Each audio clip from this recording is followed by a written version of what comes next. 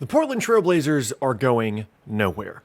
It's been pretty well established. I've talked about this in a couple of different videos. No matter what happens the rest of the way for Portland this season, their future does not look bright, specifically as it relates to being a championship contender. They're not going to be awful tomorrow. They're going to be a solid and a decent team for the next couple of seasons, worst case, right? But with the rumors swirling about potentially Damian Lillard's future in Portland being in question, Terry Stotts probably being in his last year as the head coach of the Trailblazers, the variety of different moves that this team has attempted to make over the last couple of seasons to shuffle the pieces, and none of it ever really working to a championship level. A lot of people are advocating for a potential rebuild in Portland as it relates to a Damian Lillard trade, a CJ McCollum trade, whatever the case may be. The problem is, it's not really that simple, and that is what we're going to be talking about in today's video. Quickly, before we get started, I like to remind people, consider subscribing to the channel if you enjoy this type of content. I upload it every single day. It's the most consistent NBA content on YouTube. If you do enjoy it, leave a like rating. Helps get the video out to more people on YouTube. Does help me out a ton. You can check me out at various socials and a Linktree link down in the description below.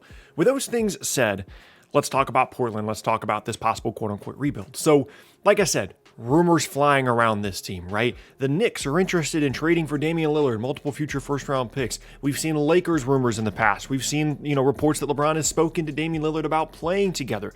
There's all these different conversations around Lillard and about the Trailblazers, and one of the reasons that this is so interesting is because Lillard seems to be the most super team adverse superstar star in the entire league. He's the one guy that consistently says publicly that he doesn't want to leave Portland, despite the fact that, yes, they made the Western Conference Finals at one point, but they've never truly been a championship contender at any point in his career. They've never been able to put the right pieces around him, around CJ McCollum. They've never been able to guard well enough. They've never been well coached enough to really be a true threat. And despite that, Dame consistently has said that he wants to stay. He wants to build something in Portland. He would go so far as to say that he would rather not win a championship ever in his career than leave Portland and go win one somewhere else. And that has gotten him a lot of points with a lot of fans, especially some older school fans that are thinking that's the way it should be. You should build something with the team that believed in you, with the team that drafted you with the 6th overall pick out of Weber State. You should build something in Portland, right?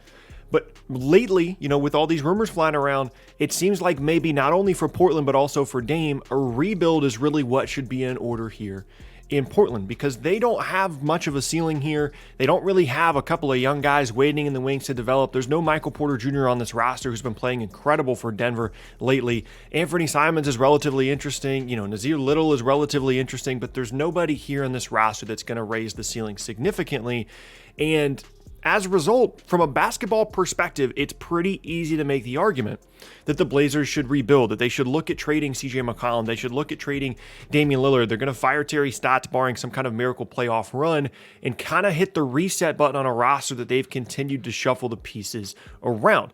You could make the argument as well that maybe they should try and make a CJ McCollum trade, get someone that guards a little bit better alongside Damian Lillard, try and shuffle the pieces that way before going into a full reset. And as we've seen before, Damian Lillard simply does not want to be traded, or he would at least never ask to be traded. But here's the problem with all of this.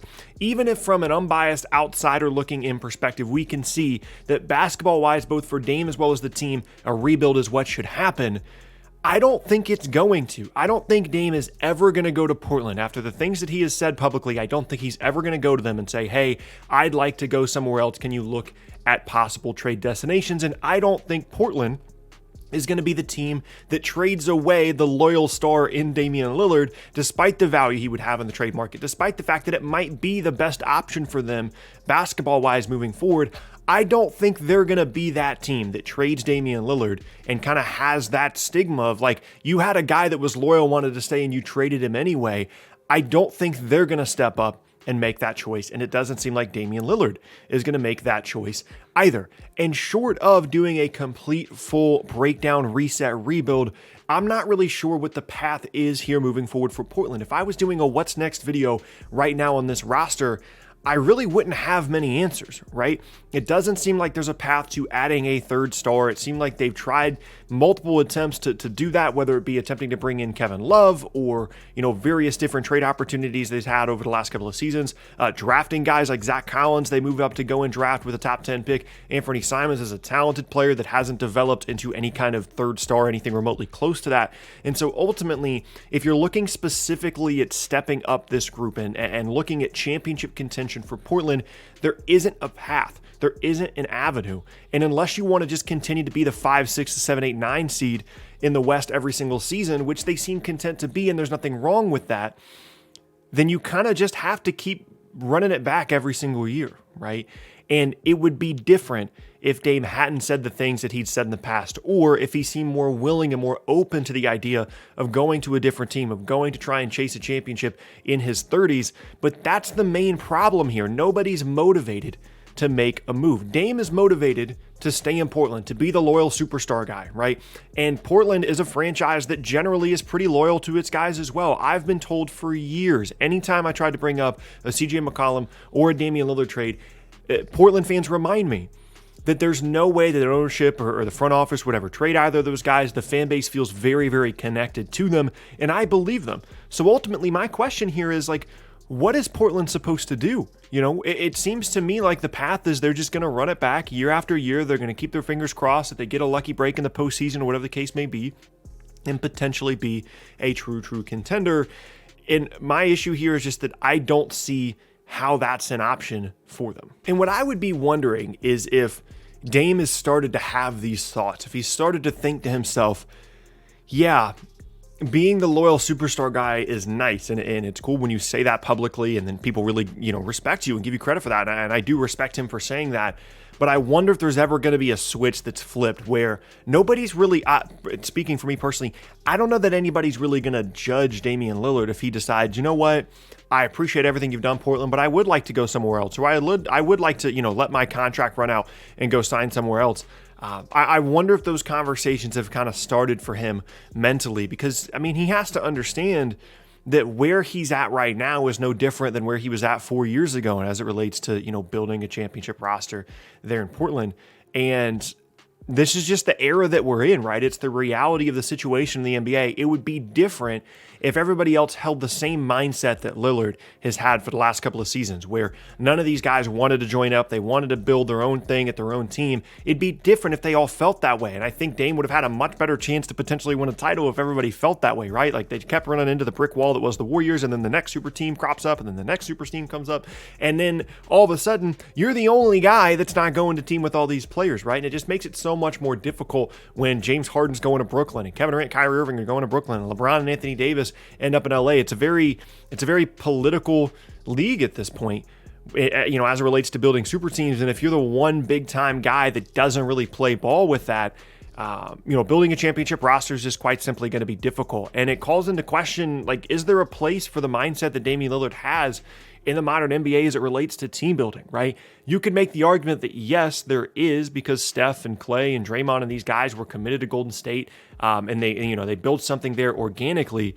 And, you could make kind of a case there for Toronto as well, as they kept someone like Kyle Lowry around despite some postseason struggles. They made one big move for Kawhi that created a really, really good team, and then they won a title that year as well. But unless you end up with an organization that's fantastic at drafting young players, I think it's unlikely that you're ever going to be someone like Dame that's going to build a legitimate super team somewhere like Portland, okay? Think about that Golden State situation. They get Steph, right? Like, that's the equivalent of Portland getting Dame. Like, that's the centerpiece, right? But then moving forward, they also get Clay in the lottery. They get Draymond in the second round, right? They build up other pieces on that roster before KD even gets there. And Portland missed a couple of those, you know what I mean? They got Dame, they got CJ, but then they missed on Zach Collins. Anthony Simons hasn't been anything immediately impactful, and they've missed on a handful of different trades. They had an opportunity to bring in an impact player in the summer of 2016, and they brought in Evan Turner on a 4-year, $72 million deal, okay? So I guess where I settle with this is this mindset of staying true to your team and being loyal.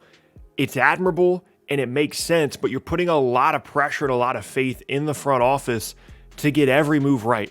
If you're going to go up and you're going to trade up in a draft to go get someone like Zach Collins, that guy has to work out. If you're going to spend the one time you have legitimate salary cap space, you're going to spend that on someone like Evan Turner, and that doesn't work out, it's going to be significantly more difficult to build a championship roster, So that's what you have to come to terms with. If you're going to be a superstar like Damian Lillard that's going to say, I don't want to do the super team thing. I don't want to ask for trades. I don't want to jump around to different teams. I want to build something here. That's fine. It's possible. We've seen examples of it within the last 10 years, okay?